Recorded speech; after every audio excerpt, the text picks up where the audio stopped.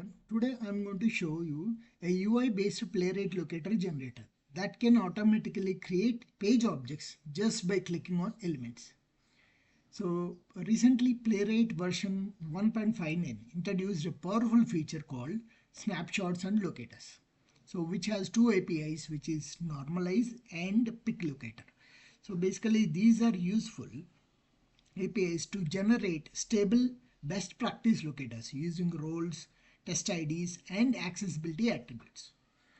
But there is one problem. So this pickLocator, it can pick only one element at a time. But in real world, it is not the feasible solution for us. So we have to capture multiple elements and then we need to navigate to another page and capture multiple elements like that. So to overcome that, I have built one utility. So on top of these three APIs, so which can do select multiple elements continuously, navigate across pages, perform actions like click input, selecting a value from drop-down like that. By using the simple UI like start picking and stop picking, some button is there. So let me show you the utility and then I'll show you how it works. Basically, this is a utility which I have generated or developed. Basically, so there is a pickLocator, so which will pick the locators. So this pickLocator will pick the locators and normalize will give a stable locators. And then this method, what we are trying to do is we are calling it in our script. Locator Pro, this is where I am calling this. And the moment it identifies the elements and everything, it will write into one file that is generate page objects.ts. You can customize these things afterwards, but let me give a quick demo on it, how to use it. So I'm going to run this. Yeah. So the prerequisite for me, it will just open the application, it will log in and just go to the cart page. Now I want to do couple of actions and capture the locators. So here at the bottom I have this start picking. So let me just before that let me go to continue shopping. So here I wanted to pick add to cart and then cart. So I'll start picking these locators.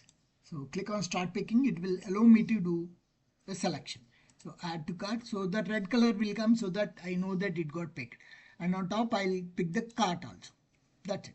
Now I need to go to cart page. So then let me do stop picking.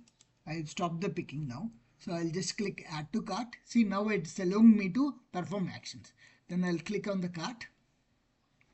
And then, so I have these three elements. Again, I would like to pick these three.